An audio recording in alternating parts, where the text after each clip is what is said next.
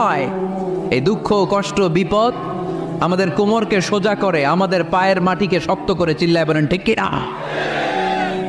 প্রতিকূল পরিবেশে কিভাবে বাঁচতে হয় এই দুঃখ কষ্ট আমাদেরকে শিখায়। এজন্য মুমিন বান্দার বৈশিষ্ট্য হচ্ছে দুঃখ কষ্ট বেদনা জ্বালা এগুলোতে সে আপসেট হয় না, সে হাল ছেড়ে দেয় না, সে ভরসা রাখে একজনের উপর। চিল্লায় বলতে হবে তিনি কে? কারণ মুমিন জানে রাত্রি যত গভীর হয় অন্ধকার তমানিসা ভেদ করে সুবহে সাদিক হয়।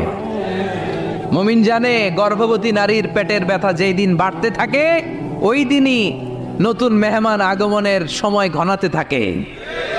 মুমিন জানে তার জীবনে দুঃখ কষ্ট বিপদ যত বাড়তে থাকে সুখের দিন কাছে আসতে থাকে। এজন্য মুমিনের হারাবার কিছু নেই। ফা ইন্না মাআল উসরি ইউসরা, ইন্না মাআল উসরি ইউসরা। নবী হে, কষ্টের পরেই আছে আনন্দ।